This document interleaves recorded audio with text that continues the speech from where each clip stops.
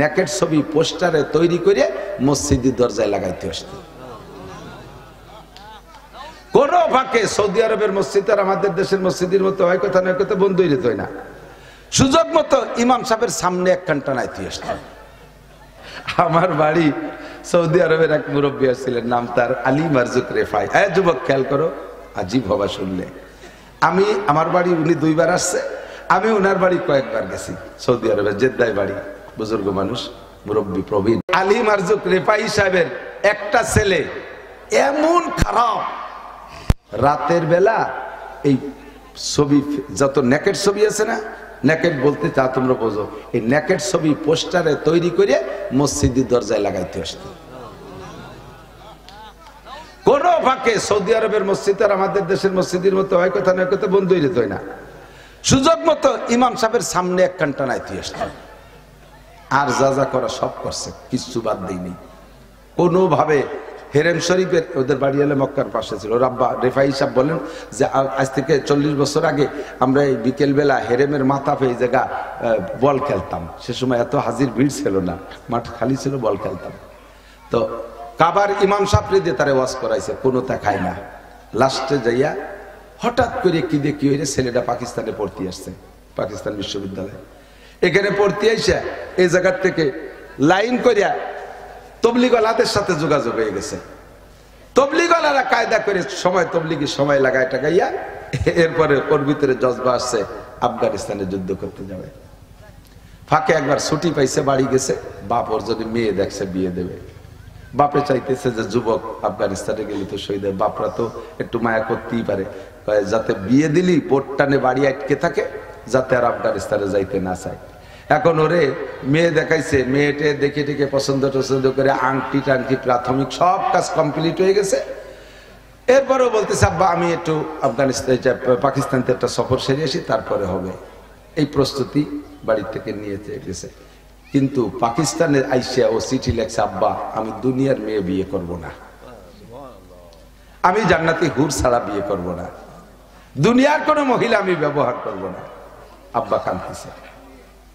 এই চিঠি লেখার 1 সপ্তাহ পরে উনি তখন হজে আরাফাতের মাঠে রেফাই সাহেব ওই জায়গায় থাকতে পাকিস্তান থেকে ফোন, আফগানিস্তান থেকে ফোন গেছে, কদ মাতা ইবনুক, কদ শাহিদা ইবনুক, আপনার ছেলে আফগানিস্তানের ময়দানে শহীদ হয়ে গেছে। শহীদ মানে ডাইরেক্ট জান্নাতি। সে জান্নাতি মেয়ে বিয়ে করবে, দুনিয়ার কোনো মেয়ে বিয়ে করবে না। মেয়ে দেখা, অলংকার পরানো, সেই মেয়ের সাথে তার বিয়ে হয় নাই। এমন খারাপ ছেলেটা আল্লাহর রহমতে বালদের হাতে সোয়া লাইগা লাস্টে সে জান্নাতি যুবক শহীদ হয়ে দুনিয়া থেকে গেছে, জান্নাতি মেয়ে বিয়ে করার সিদ্ধান্ত নিয়ে গেছে। দিনের বেলা দিনের কাজ, আল্লাহ পাক রব্বুল আলামিন আমাদেরকে জাগতিক সব কাজ কাম ফেলে রেখে হিদায়াতের আশায়, গুমরাহির ভয়ে, সওয়াবের আশায়, গুনার ভয়ে, জান্নাতের আশায়, জাহান্নামের ভয়ে, শিরিক ও কুফর মুক্ত ঈমান গড়ার লক্ষ্যে জাগতিক সকল প্রকার ফিতনা ফাসাদ থেকে বেঁচে নবীওয়ালা আদর্শের প্রশিক্ষণ দেওয়ার জন্য এই জান্নাতি ময়দানে আসার বসার তৌফিক এনায়েত করেছেন। শুকর আদায় করে নেই আলহামদুলিল্লাহ।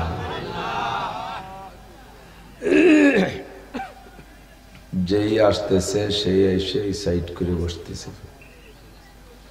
নৌকো বাইতে গেলে এক কান্ডারিয়ে গেলে পাওয়া যায় না, এক পাশে ভার বেশি হয়ে গেলে কাইতে যায়, বাইয়ে জুত পাওয়া যায় না।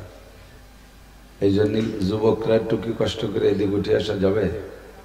একটু যদি যুবক কেউ থাকে তাহলে আসা, সব বড় হয়ে গেলে আসার দরকার নেই। এই পাশে এসে ডান দিক একটু এসে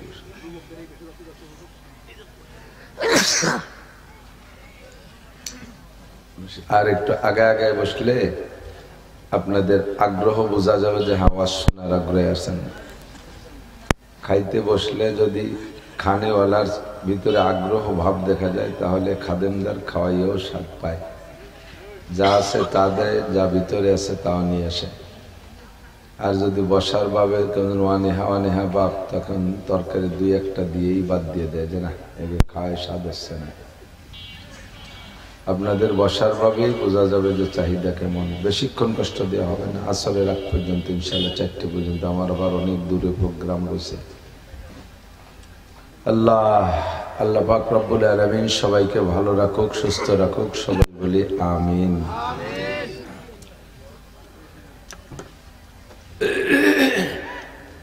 আল্লাহ পাক রব্বুল আলামিন সমস্ত সৃষ্টি জগতের ভিতরে মানুষকে সবচাইতে সুন্দর করে বানাইছেন এবং মানুষকে সবচেয়ে বেশি সম্মান দিয়েছেন। একটা মানুষের মধ্যে প্রশান্তি আসে না? প্রচুর পেশাবের চাহিদা, যদি না করতে পারেন কত অশান্তি, করতে পারলে কত শান্তি। প্রচুর পায়খানার চাপ আসছে, যদি না করতে পারেন মহা বিপদে। তো মাঝে মাঝে জীবনে 2-1 পড়ছেন, আর মোটে কাপড় সামলানো যায় না, বসারও জায়গা নাই, চোখ লাল হয়ে যায়, মাথা হিট হয়ে যায়। এই সময় যদি পায়খানা করা যায় তাহলে কত শান্তি না? মাঝে মাঝে উস্তাদদের কাছে শুনতাম ক্লাসের গল্পের মধ্যে, মুসলমানদের ভিতরে একজন আর হিন্দুদের মধ্যে একজন, 2জন মন্ত্রীর গল্প শুনতাম।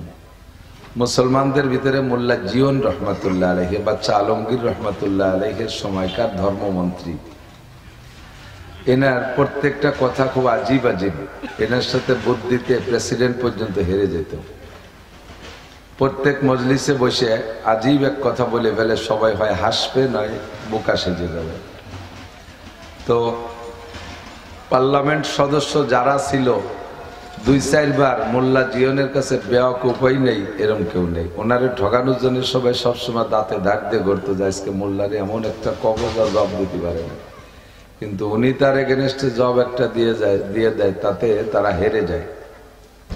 তো একদিন বাদশাহী পরিকল্পনা করছে আজকে মোল্লারে ঠগাবো। তো জিজ্ঞেস করছে, মোল্লা এত পাকা কথা বলেন, এত পণ্ডিতগিরি দেখান, আপনার হিসাব নিকাশ খুব সুন্দর, তো বলেন তো আমার এই পুকুরি কয় গিলাস পানি আছে? বলার সাথে সাথে ভরা বড় পুকুর, কয় গিলাস পানি, তার কেউ কোনোদিন মাপিয়ে দেখে নাই। মন্ত্রীরা হাতে তালি ধরছে, ঠকছে আজকে মোল্লা কায়দা মতো ঠগা। তো উনি খানিক চিন্তা করে বলতে, স্যার গিলাসটা কটুক তা তো বলেন না, গিলাস ছোট বড় আছে না, তো যে কয় গিলাস, ছোটা কোন গিলাসের মাপে কব? কেন তা বলছেন কেন? হ্যাঁ, গিলাস যদি পুকুরির সমান হয় তাহলে পানি 1 গিলাস। গিলাস যদি পুকুরির সমান হয় তাহলে 1 গিলাস। আগে গিলাসের সাইজ করবেন না, গিলাস যদি পুকুরির অর্ধেক হয় তাহলে 2 গিলাস। 4 ভাগের 1 ভাগ হলে 4 গিলাস। আর নিচে নামাই না, বুঝে ফেলাইছি। এ বললার সাথে পারা যাবে না। হিন্দুদের ভিতরে শুনেছি গোপাল ভাঁড়, তৎকালীন যে রাজা ছিল গোপাল ভাঁড়, সেই রাজার ওইরকম একজন ছিল। তা রাজার এক ছেলে হইছে, ছেলে হইলে রাজা পার্লামেন্ট সদস্যদেরকে জিজ্ঞেস করে, বলো তো আমার সবচেয়ে ছোট ছেলেটা, লেস্টা যেটা হয়েছে আপাতত ছোট, এই ছেলেটা হওয়াতে তোমাদের কার অনুভূতি কেমন, কার কেমন লাগতেছে? তো একজন এক দেয় বলছে, যা বাচ্চা, রাজা বাচ্চাকে খুশি করার জন্য ঢেলি দিতে হয় না। অনেক মন্ত্রীকে এলাকায় ঘুরে আসছি আমি, তো ডেলি কমপক্ষে 8-10টা জেলা অতিক্রম করি।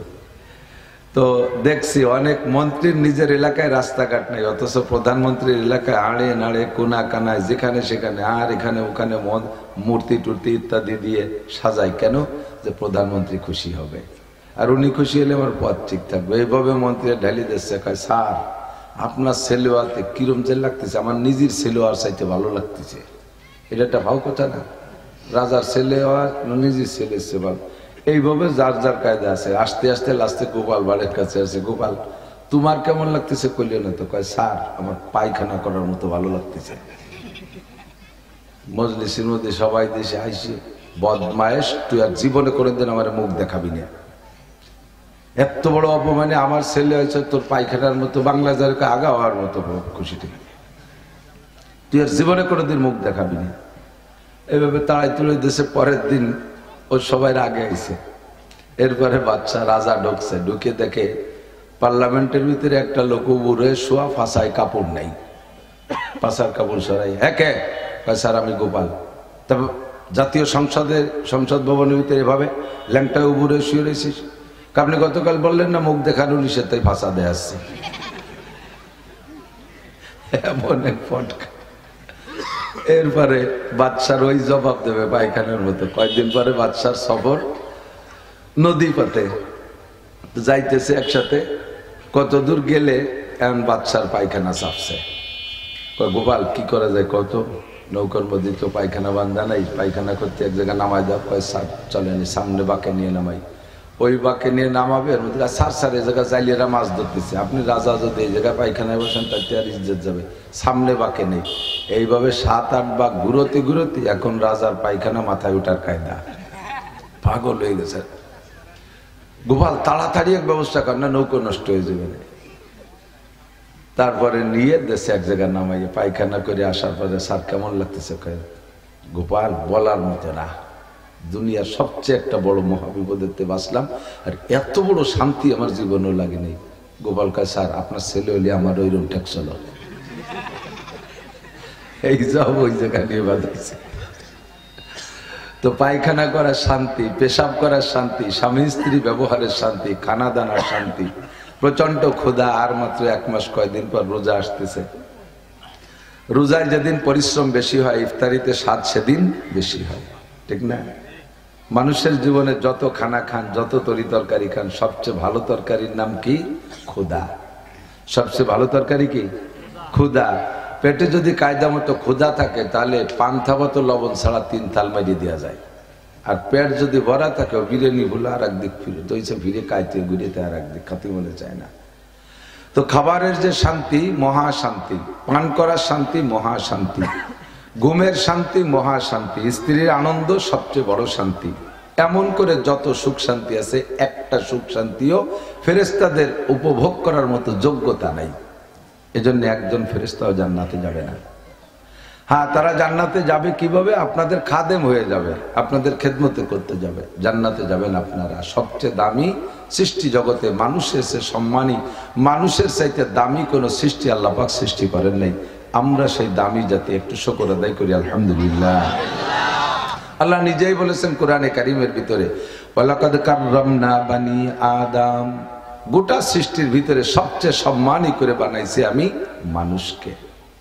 কতক্ষণ আপনার পালের গরুটা পাইলে ভুষে অনেক বড় বানাইছেন, এই সিজনে কলই খাওয়াইছেন, ভুসি ইত্যাদি ইত্যাদি খাওয়াইয়া, সোলা টোলা খাওয়াইয়া কায়দা মতো সার বানাইছেন, 22 লাখ টাকা দাম। কোরবানির হাটে নিয়ে তারা বিক্রি করে দেবেন 22 লাখ টাকা দাম। কত দামি গরু, কত মহব্বতের গরু। আপেল খাওয়ান ইত্যাদি, জানেন নাকি? এগুলো খাওয়াই শুনছি, ভালো ভালো খাওয়ায়। যত দামি হোক না কেন, এই গরুটারে কি এই একটা থানার ওসি বানানো যাবে? কোনো উপজেলার টিওনো বানানো যাবে? এটা জজ বানানো যাবে? ওরে মানবিক যে দায়িত্বগুলো আছে, ওর একটা দায়িত্ব কি ওরে দেওয়া যাবে? যত দামি হোক। আর কুরবানির চাঁদ 10 তারিখের উঠতে যে দেরি, ঈদের নামাজ পড়িয়ে আসার পরে তো ওনার হায়াত শেষ, উনি যত বড় দামি হোক না কেন, ঠিক কিনা? আপনার যেই সন্তানটা অনাকাঙ্ক্ষিত, যে সন্তানটা আপনি নিতে চান নাই, বহুত চেষ্টা করছেন ওষুধ পানি খাওয়াইয়া, না এই বুড়ো বয়সে আর ছেলে বেলি মানুষের সামনে মুখ দেয় কি আদ্যের দরকার নেই, তারপরও আল্লাহ পাক মঞ্জুর রাখছে, শেষকালে সেই বাচ্চাটা হয়েই গেছে। তা আবার চেহারা ভালো না, একেবারে আলকাতরাতুন নিসা, জন্মের কালা, চোখ টেরা, চায় একদিক দেহে আর একদিক, কিন্তু বেরেন আবার জুয়েল, যা শোনে একবার বলে না। টপটপ করে প্রত্যেক ক্লাসেই first class first, golden A plus, first class first, golden A plus. মাদ্রাসায় দিয়েছে মাত্র 2 মাসে হাফেজ হয়ে গেছে, 6 বছরে বিখ্যাত মুহাদ্দিস। জেনারেল পড়ছে, তাতে আবার কামেলি যে ফার্স্ট ক্লাস ফার্স্ট, বিশ্ববিদ্যালয়ে ভর্তি, সেখানে ফার্স্ট ক্লাস ফার্স্ট। এই ছেলেটার চাকরিতে তো দেরি হবে না, যতই কালো হোক আর বেঢঙ্গা হোক, ওর চাকরি হয়ে যাবে সবচেয়ে রেজাল্টের বদৌলতে, ঠিক না? দেখতে ভালো না, ঠ্যাং একখান খোলা, চোখ একটা টেরা, চেহারা কালো, অনাকাঙ্ক্ষিত সন্তান, তারপরও এটাকে দিয়ে একসময় হতে পারে বাংলাদেশের প্রেসিডেন্টও হয়ে যেতে পারে, ঠিক কিনা? অত দামি গরুটা কুরবানির চাঁদ পর্যন্ত শেষ, আর আপনার এইটা দেশে অনেক সেবা খেদমত করবে। এভাবে বহুত প্রমাণ আছে। এজন্য আল্লাহ বলেন, ওয়ালাকাদ কাররামনা বানি আদম। গোটা সৃষ্টির ভিতরে বনি আদমকে আমি নিজ হাতে সম্মানই করে বানাইছি। আর কেউরে বানাইতে তো হাত দেই নেই, তো নিজের হাত দিয়ে বানানো জিনিসের প্রতি দরদ আলাদা। এই যে বাজারেতে আম কিনে কেন, বাজারি আম যত ভালো আম হোক কেনেন না কেন, আপনি একটা ল্যাংড়া গাছ, রূপালী গাছ লাগাইছেন, হিমসাগর লাগাইছেন, ওতে যদি 2টি আম হয়, বাজারের আম তার চেয়ে ভালো হলেও নিজের গাছের দুটি যখন ছিঁড়ে খান, কাইটে একটু একটু পিস পিস করে সবাই ভাগ করে নেন না, আমি তো লাগাইছি বাড়ি আম নিয়ে দেয়, কাইটে ওইটি একটু একটু করে দেয়, অথচ এত আম কিনে নিয়ে আসছে তা ওইভাবে যত্ন সহকারে দেয় না। নিজের হাতের লাগানোটা স্বাদই আলাদা। আল্লাহ পাক বলেন সব সৃষ্টি করেছে আমি কোন শব্দ দিয়া? মানুষ বানাইছে আমি হাত দিয়া। কোরআন শরীফের আয়াত। ইবলিসকে যখন সিজদা করতে বলছে, ইবলিস সিজদা করে নাই। আল্লাহ পাক বলেন ইয়া ইবলিস মা মানাকা আন তাসজুদা ইজ আমারতুকা লিমা খালাকতু বিয়াদাইয়া। ইবলিস সব কিছু বানাইছি তো কোন কই? একটা মানুষ আমি আদ্যে বানালাম আর তাকে একটা সিজদা দিতে বললাম, তুই দিলি না কেন? ফেরেশতারা তাই সিজদা দিল, তুই কেন দিলি না? আমি তোরে হাদ্যে বানাইছি। ইবলিস তো ইবলিস, গাইব গাড় বেকা মস্তান। ও কয় এটা আমার দ্বারা সম্ভব না, আনা খায়রুম মিনহু, আমি তোর চেয়ে ভালো। আল্লাহ বলেন কিভাবে তুমি ভালো? দলিল কি? কয় দলিল টলিল না, আমার কাছে যুক্তি আছে। খালাকতানি মিন নার ওয়া খালাকতাহু মিন তিন। তুমি তারে বানাইছো মাটি দিয়া, আমারে বানাইছো আগুন দিয়া। আগুন আর মাটি এখানে ছেড়ে দাও আল্লাহ, তোমারই সৃষ্টি, দুটোর কোনটা কোন দিক যায়? মাটি ছেড়ে দিলে নিচেই চলে যায়, তার গতি নিচে। আগুন ছেড়ে দিলে উপর দিক যায়। তো ঊর্ধ্ব গতি আলা কখনো নিম্ন গতি আলার কাছে সারেন্ডার করতে পারে না, মাথা নত করতে পারে না, এটা অসম্ভব। ওসি কোনোদিন একজন কনস্টেবলকে চেয়ার ছেড়ে দেয় না, এসপি কখনো ওসি রে চেয়ার ছেড়ে দেয় না, ডিআইজি কখনো এসপি রে চেয়ার ছেড়ে দেয় না, আইজি কখনো ডিআইজি রে চেয়ার দেয় না। আমি কেন ঊর্ধ্ব গতির ব্যক্তি হইয়া নিম্ন গতিওয়ালার সামনে আত্মসমর্পণ করবো, মাথা নিচু করবো? এটা সম্ভব না।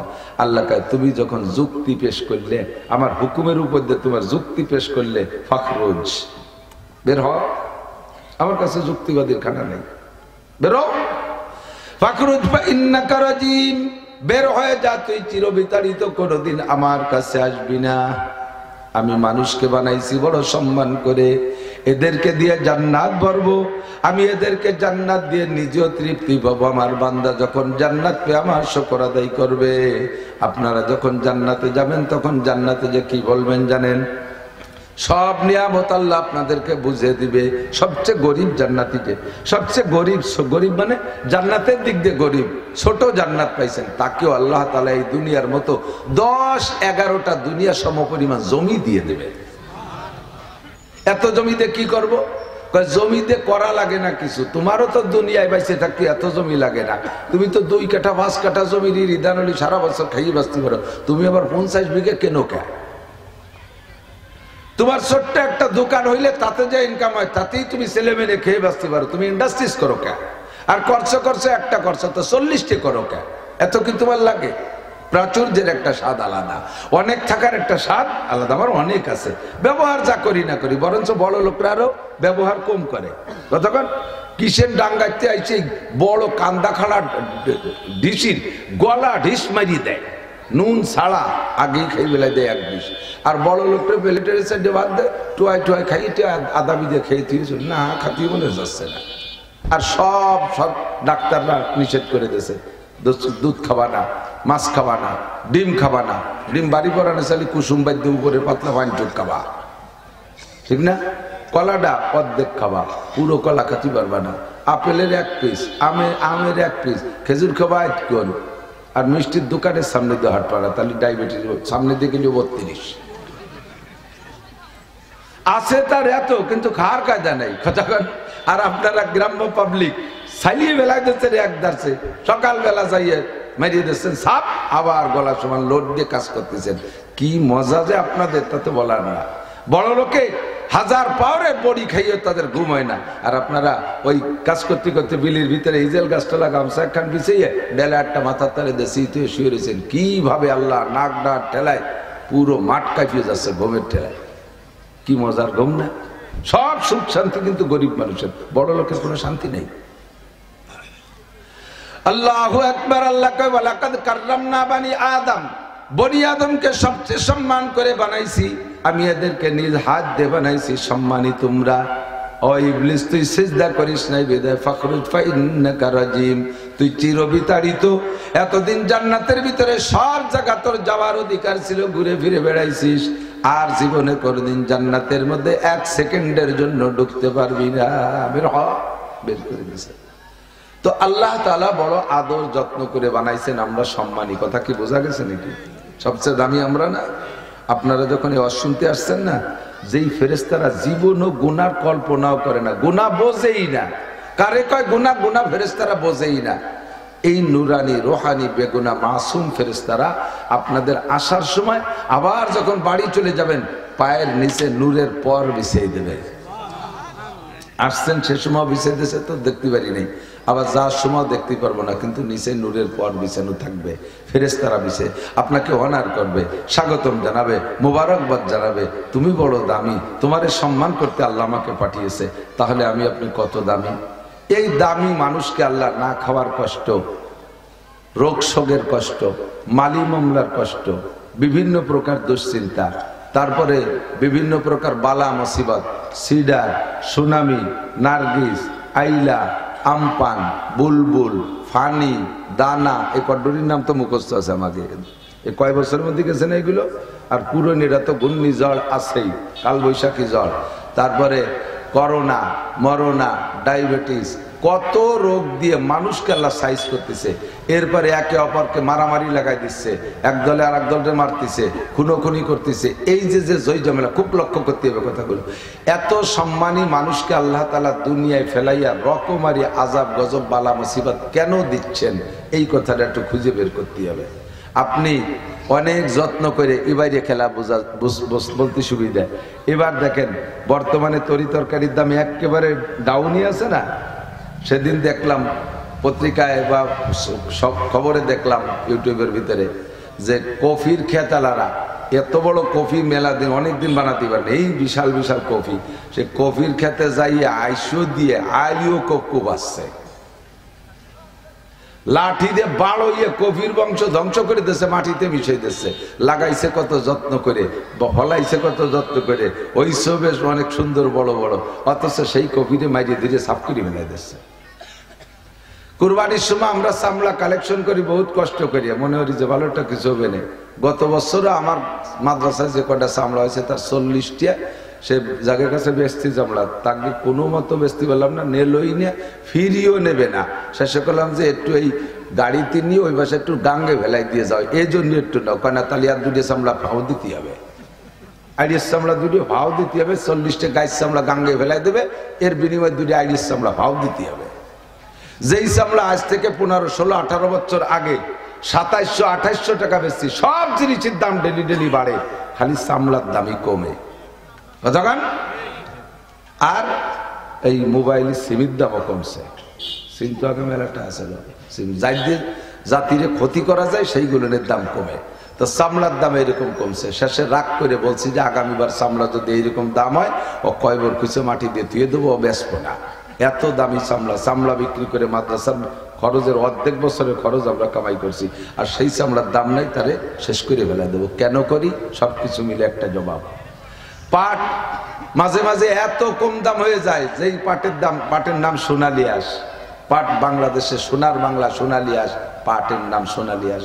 সেই পাট দরিয়া কৃষকরা বাজারে আনছে, ওই জায়গা খালের মধ্যে ফেলাই দিয়ে গেছে, ব্যাস হই না, দাম নাই, কোনো দাম নেই।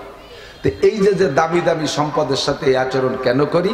ওই সম্পদের থেকে, ওই ফসলের থেকে যা আমার উদ্দেশ্য, যা আমার চাহিদা, তা আমি পাই না বিদায় তার সাথে আমি এমনই আচরণ করি। ওরে বাড়োয় মারি ফেলাই দেবো, কাইটে কুবাই টুকরো টুকরো করে ফেলাবো, খালে ফেলাই দেবো, কবর খুঁজে ফেলাবো, দাফন করে দেবো, আগুন দিয়ে পোড়ায় দেবো, ওর রাখবই না, শেষ করে ফেলাবো। কেন?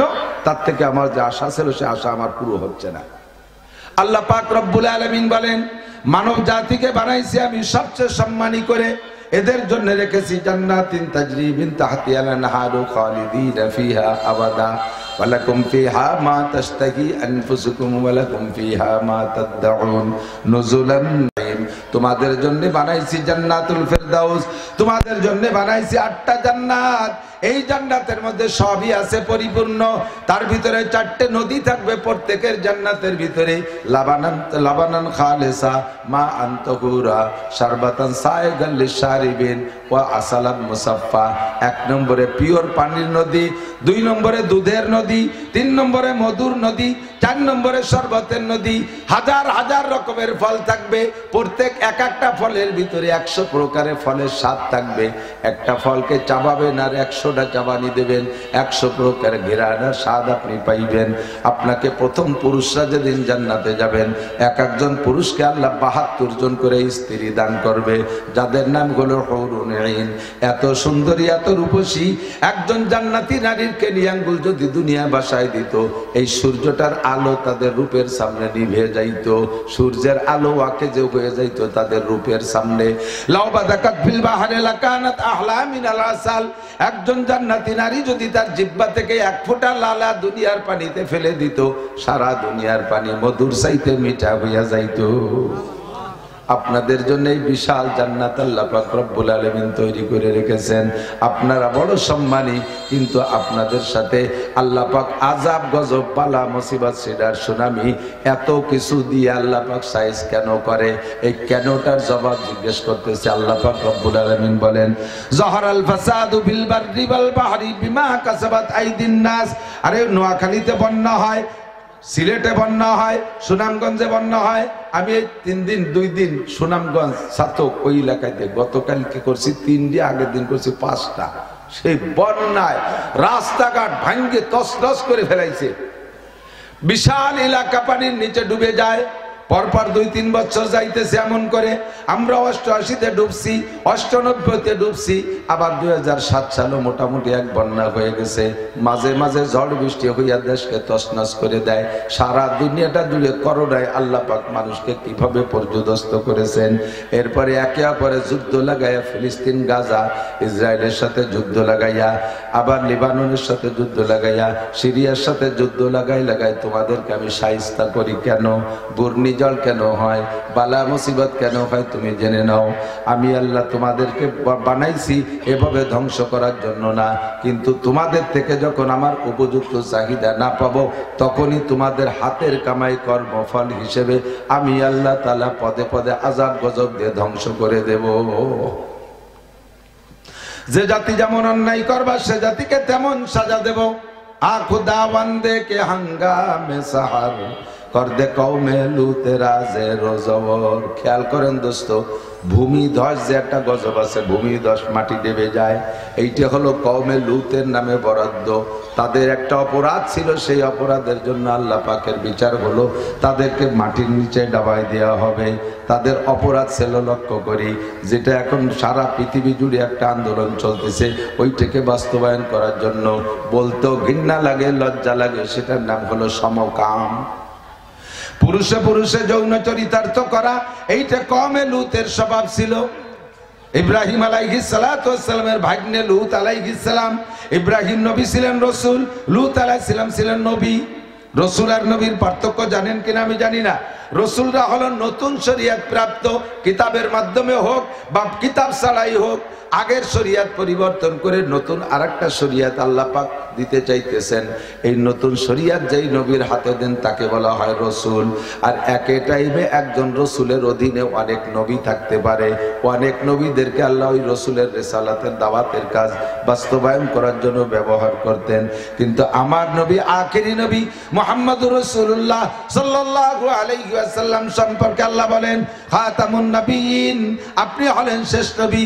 হুজুর বলেন, আনা খাতামুন নবিয়্যিন লা নাবিয়্যা বাদি, আমি শেষ নবী, আমার পরে কোনো নবী আসবে না। কিন্তু আমার পরে এই নবুয়তের দায়িত্ব, রিসালাত, আমি তো রাসূল, আমার রিসালাতের দায়িত্ব যে নবীদের মাধ্যমে আমি দুনিয়ায় বাস্তবায়ন করব, তারা হলো ওয়ারাসাতুল আম্বিয়া। ইন্নাল উলামা ওয়ারাসাতুল আম্বিয়া, এরা হবে উলামায়ে কিরাম, আমার উম্মতের এই উলামায়ে কিরাম নবীদের অ্যাসিস্ট্যান্ট। পাড়ায় পাড়ায়, গ্রামে গ্রামে, বাড়ি বাড়ি নবী হবে, উলামায়ে কিরাম হবে, এরা আমার নবুয়তের দায়িত্ব পালন করবে। আর আগের জামানায় রাসূল থাকতেন একজন, শত শত নবী কওমে কওমে আলাদা থাকতো। কওমে লূতকে কন্ট্রোল করার জন্য আল্লাহ পাক লূত আলাইহিস সালাতু ওয়াস সালামকে নবুয়তি দান করেছেন।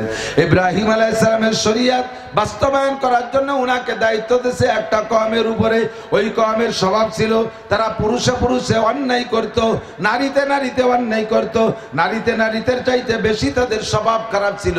পুরুষরা নারীদের চাইতে পুরুষদের ভিতর পুরুষে পুরুষে সমকাম করতে বেশি তৃপ্তি পাইত। আল্লাহ পাক এদেরকে হেদায়েত দেওয়ার জন্য লূত আলাইহিস সালামকে পাঠাইছে। লূত আলাইহিস সালাম দীর্ঘদিন পর্যন্ত ওয়াজ করে তাদেরকে কন্ট্রোল করতে পারে নাই। এরপরে জিবরিল আলাইহিস সালাম আর মিকাইল আলাইহিস সালাম আইসা ওই লূত আলাইহিস সালামের বাড়ি ঢুকছে বিশাল লম্বা কিসসা, সংক্ষেপে একটু বলি। উনরা দুইজন হ্যান্ডসাম দুইজন যুবকের রূপ ধারণ করে ঢুকছে। ওরা যে সাইজের যুবকের প্রতি লোভী, এমন দুইজন সুদর্শন যুবক হয়ে জিবরাইল আর মিকাইল লূত আলাইহিস সালামের বাড়ি গেছে। লূত আলাইহিস সালামের স্ত্রী ছিল একটা বেয়াদব, সে আবার ওই আকামের সমর্থনে ছিল, যদিও নবীর স্ত্রী। ওই দুইজনের আগমন দেখা সে যাইয়া তার ভাইদেরকে বলছে, ভাইরা তোরা যা চাইস আমাদের বাড়ি, এমন দুইজন মেহমান আসছে, জীবনে কোনোদিন দেখিস নাই, কখন চলে যায় বলা যায় না, তাড়াতাড়ি আয়। ওনার ভাইরা সব জুটে বুটে আইসে দেখে সত্যি অপূর্ব সুদর্শন দুই যুবক। লূত আলাইহিস সালামের প্রস্তাব দিয়েছে, তোমার মেহমানকে আমাদের কাছে সুপর্দ করো, নইলে আমরা অপহরণ করব। লূত আলাইহিস সালাম বলে, বাবারা তোদের কাছে অনুরোধ করি, তোদের হাতে ধরি পায়ে ধরি, আমার অনেকগুলো মেয়ে আছে, তোদের সাথে ভাগ করে বিয়ে করে দেব, আমার মেয়েগুলো নিয়ে তোরা তৃপ্তি পা, আমার এই মেহমানের পর আক্রমণ করিস না, আমার ইজ্জত থাকে না। ওরা কোনো মতে শুনতে রাজি না। লূত আলাইহিস সালাম মেহমান দুইজনকে বলে, বাবা বেড়ানোরা জায়গা পাইয়ে না, এলাকার কত জায়গা আছে, তোমাকে কত কুটুম্ব সাক্ষাৎ আছে, সেই জায়গা গেলি পাইতে, তুমি এই মরণী এলাকায় আসলে কে? তোমরা দুইজন এমনি আমি সামলাই পারতেছি না, তার মধ্যে দুইজন আইসে ঢুকছে, আনতো আমার বাড়ির ঘর তোমাকে বেইজ্জতি করবে। জিবরাইল আলাইহিস সালাম কানে কানে কয়, লা তাহজান ওয়া লা তাখাফ, ভয় পেন না, টেনশন করেন না, আনা জিবরাইল ও হাজা মিকাইল, আমরা দুজনের ফেরেশতা, খালি কাছে আসতে দেন, চালিয়ে ফেলে দেব পিটিয়ে। তাহলে কি করা যায়? তখন লূত আলাইহিস সালাম একটু আশ্বস্ত, যাক ফেরেশতাদের সাথে তো এই অন্যায় করতে পারবে না, তা আপনারা আসছেন কেন? কয় এদেরকে সাইজ করার জন্য আসছি। তাহলে কি বলতে পারি তাদেরকে বলে দেন, মেহমান দীর্ঘ পথ অতিক্রম করে এসে টায়ার্ড হয়ে গেছে, আপাতত একটু রেস্টে আছে, তোমরা শেষ রাত্রি আসবা, মেহমান তোমাদের প্রস্তাব গ্রহণ করছে, শেষ রাত্রি আসবা, তোমাদের চাহিদা পূরণ হবে। ওরা বাড়ির থেকে বেরোয় গেছে, চতুর্দিক দিয়ে বাড়ি পাহারা দেয়, মেহমান আবার কোনো পাশে সেরে চলে না যায়। সরাসরি কোরআন শরীফের আয়াতের যা তরজমা আমি তাই বলতেছি, মনে করবেন না ফাহাস গল্প কেন করে। আল্লাহ পাক এ দিয়ে আমাদেরকে ইবরত দেয়, ফাতাবিরু ইয়া উলিল আবসার, ওই কওমে লূতকে যে বিচার করছি আমি আল্লাহ এখনো কিন্তু সেই আল্লাহ, তোমরা যদি ওই অন্যায় করো আমি আল্লাহ তোমাদেরকে সেই বিচার করার ক্ষমতা রাখি, ঠিক কি না? এই জন্য কিসসাটা শোনাই দোস্ত, চলতেছে সারা দুনিয়া জুড়ে। এবার মেহমানরা বাড়ির ভিতরে রয়েছে, আর ওই এলাকার জনগণ পাশতে পাহারা দেয়, কোন পাশতে আবার বেরোয় যায় নাকি ফাঁকি দিয়া। লূত আলাইহিস সালামকে রাত্রেবেলা মেহমান দুইজন বলতেছে, আপনি আপনার পরিবার নিয়ে চলে যাবেন এলাকা সাইডে, নইলে ধরা পড়ে যাবেন। কিভাবে যাবো? এইভাবে লাইন দিয়ে যাবেন, পিছনের দিক ফিরবেন না, যেটাই পিছনের দিক ফিরবে ওকে আমরা অ্যারেস্ট করে ফেলবো, এইভাবে আপনি কোনা দিয়ে বেরোয় চলে যাবেন, আমরা যা করার আপনি চলে যাওয়ার পরে করব। লূত আলাইহিস সালাম যা তবলিগ জামাতের মতো লাইন ধরে উনি সামনে রাহবার, উনি সামনে সামনে হাঁটতেছে। ওনার যেই স্ত্রীরা এই সাংবাদিক মোসাদগিরি করছে, ইসরায়েলের মোসাদের সদস্য, ওইটা পিছনে রয়েছে, তাই পিছনে ফিরতে নিষেধ করলো, দেখি পিছনে কি হয়। পিছনে ফিরতে নিষেধ করলো, দেখি পিছনে কি হয়। এই বলে অফিসে রয়েছে, এরিয়া যতটুকু উনরা ধরবে, এইটা পার হয়ে যখন লূত আলাইহিস সালামের পরিবার বের হয়ে চলে গেছে, পিছনের থেকে ওই স্ত্রীরা ফিরে তাকাইছে, দেখি পিছনে কি আছে। বলার সাথে সাথে জিবরিল আলাইহিস সালাম কয়, তোরেই তো খুঁজতেছি, চুলের ঝুঁটিটা ধরে টাইম দেওয়ার মধ্যে নিয়ে আইছে, তোমরা চলে যাও, ওইটা থাক, ওইটা তো সাংবাদিকগিরি করছে, ওরে ধরতে হবে আগে। সবচাইতে সমাজের বিপদ বাধায় বেশি হলো সাংবাদিকরা, কতক্ষণ সত্যিরে মিথ্যে, মিথ্যেরে সত্যি বানাইয়া সাংবাদিকরা ঝামেলা করে, যিনি সাংবাদিক মানে সাংঘাতিক, এই সাংঘাতিকটারে ধরতে হবে। সবগুলো চলে গেছে, ওইটা সহ পুরো 80 স্কোয়ার মাইল জায়গা জর্ডানের মধ্যে আছে, 80 স্কোয়ার মাইল জায়গা জিবরাইল আর মিকাইল ডানা ঢুকাই দিয়া এইভাবে পুরো জমিনটারে আকাশে উঠাই নিয়ে গেছে, জনগণ সহ, ঘরবাড়ি সহ। ওনাকে তার একটু নীতি কি, কোনো ঘটনা না। আসমানে আল্লাহ পাক ফেরেশতা মোতায়েন করে রেখেছে, প্রত্যেকের নামের উপরে ঠিকানা সহ বোমা বানাইছে। ফেরেশতাদের হাতে দেশে অ্যাড্রেসওয়ালা বোমা দিয়ে তাদেরকে তুলো দুনা পেশা কইরা ও জায়গা ধ্বংস করে জমিনটারে উল্টোই দেশে। আ খুদা বন্দে কে হাঙ্গামে সাহার কর দে কওমে লুতেরা জের ও জবর। জের মানে নিচে, জবর মানে উচ্চ। কওমে লুত কে আল্লাহ জের জবর করে দেশে, উপরে নিচে, নিচের উপর কইরা মাটির নিচে ডাবায় দেশে। আজকে পর্যন্ত তাদের একটা বংশধর একটা দুনিয়ায় নাই। সম্পূর্ণ জায়গাটা গর্ত হয়ে গেছে, পানিতে ভরা কালো পানি, আর এত লবণ, বিষাক্ত পানি। 1 কেজি পানির মধ্যে 800 গ্রাম লবণ হয়, ওর মধ্যে মানুষ পড়লে তলায় না। যেই পানিতে লবণ বেশি ওর ভিতরে মানুষকে ভাসায় রাখে, মানুষ পড়লে তলায় না, ডোবে না। এইরকম বিষাক্ত পানি কওমে লুতকে আল্লাহ পাক ওখানে ডাবাই দিয়ে তৈরি করে রেখেছে। আল্লাহ পাক বলেন কওমে লুতের স্বভাব যাদের আছে তাদেরকে আমি আল্লাহ পাক কেমন করে জমিনের নিচে ডাবাই দেব। এই গজবগুলো কেন দেই? আমি গজব দিয়ে ধ্বংস করার জন্য তোমাদের বানাই নাই। জহারাল ফাসাদু ফিল বাররি ওয়াল বাহরি বিমা কাসাবাত আইদিন নাস। এগুলো সবই তোমাদের হাতের কামাই। জলের গজব, স্থলের গজব, আসমানের গজব, জমিনের নিচে থেকে গজব যা আসে সবই আমাদের হাতের কামাই। হাত দুটোরে কন্ট্রোল করেন, আল্লাহ গজব উঠাই নিয়ে যাবে। প্রমাণ যদি পাইতে চান একটু পশ্চিম দিকে তাকান। একটানা 20টা বছর আফগানিস্তানের উপরে বোমা বর্ষণ করেছে রাশিয়াওয়ালা। জি, বোমা মারতে মারতে জমিনকে তামা তামা করে ফেলাইছে। এত বড় মহাশক্তি 20 বছর যদি বোমা মারে, হাজার হাজার টন বোমা ও জায়গায় নিক্ষেপ করেছে। বাতাসে গোলা বারুদের গন্ধ, বাতাসের ভিতরে গরম, সারা কাল বছর ভরে গরম, বোমার আগুনে গরম হয়ে গেছে, মাটি পুড়ে তামা তামা হয়ে গেছে, মাটির উর্বর শক্তি শেষ হয়ে গেছে। মাঝে আল্লাহ পাক রব্বুল আলামিন 1-2 বছরের জন্য রাশিয়ানদেরকে তাড়াই দিয়া মোল্লাদের হাতে ক্ষমতা দিয়েছিল। তখন মোল্লা ওমর প্রেসিডেন্ট। আবার পশ্চিমে শকুন আমেরিকানরা তাকাইছে, এ মোল্লারা তো দুনিয়া আবার আলাদা কিছু বাস্তবায়ন করে ফেললো, কাজেই মোল্লাদের ধ্বংস করতে হবে। এবার আমেরিকা আর ন্যাটো বাহিনী 42টা রাষ্ট্র, বিশ্বের ভিতরে সবচেয়ে শক্তিশালী যেই 42টা রাষ্ট্র নিজেরা অস্ত্র তৈরি করতে পারে, কাহারও কাছে অস্ত্র কিনা লাগে না, যার ভিতরে আমাদের মুসলিম কান্ট্রি তুরস্ক ছিল। এই 42টে ন্যাটো বাহিনী নিয়ে এবার আমেরিকার নেতৃত্বে মার শুরু করছে। তারাও মারছে 20 বছর। 20 বছর যাবত মারছে, মাত্র 16 মাস মারছে ফিলিস্তিনের গাজার উপরে। দেখেন গাজার কিছু নাই, ছবি তো আপনারা দেখেন মাঝে মাঝে। আর 20 বছর পর্যন্ত 42টে দেশ জুটে যদি মারে তাহলে আফগানের কি থাকে? মাটি পুড়ে তামা হয়ে গেছে। গাছে ও দেশে ডালিম আর আনারের গাছ, এই হলদের চাষ, ফসল আর জাফরানের চাষ। এই ডালিম গাছই রয়েছে, কিন্তু গোলা বারুদের আগুনে মাটি পুড়ে এমন হয়ে গেছে 1 কেজি ডালিম হইতে 5টা-6টা ডালিম লাগে। ছোট্ট ছোট্ট গ্রাম্য গয়া পেয়ারার মতো হয়ে গেছে।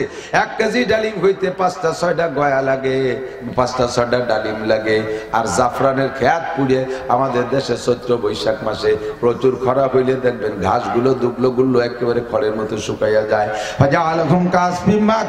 খাওয়া ঘাসের মতো, খাওয়া ফসলের মতো করে দেশে কোনো উর্বর ক্ষমতা নাই। মাত্র আজ থেকে 2 বছর আগে, 3 বছর আগে 21 সালে আফগানিস্তান ফিরে আবার এই ন্যাটো বাহিনীকে তাড়াই দিয়া আমার মুসলমান যুবকরা রেডি হয়ে যাও। যদি বিশ্বের কোন পরাশক্তির সাথে লড়াই লাগে, মুসলমানের সন্তান হইয়া ইসলামী ময়দানে জিহাদের জন্য প্রস্তুত থাকতে হবে। কথা বলেন, কারা কারা রাজি আছে? এখনই যদি জিহাদের ডাক আসে, সকলের হাত দেখতেছি না কেন, কি ব্যাপার? অন্য টান আছে। আমলিগ করেন, আমলিগের জায়গায় করেন, বিএনপি করেন, বিএনপির জায়গায় করেন, কিন্তু ইসলামের অস্তিত্ব টিকিয়ে রাখার জন্য যদি ইন্ডিয়ার সাথে লড়াই লাগে করতে রাজি, আমেরিকার সাথে লাগলে রাজি, যে দেশের সাথে লাগবে মুসলমানদের সাথে আমরা মর্দে মুজাহিদ বলেন, ঠিক কি ঠিক না? আমাদের নারায় তাকবীরের ধ্বনি শুনে তারা হতভম্ব হয়ে যাবে। মাত্র কয়জন মৌলবী, হাতে তাদের কোনো বড় ধরনের অস্ত্র নাই, ক্লাসিনকভ রাইফেল, চায়না নরমাল রাইফেল।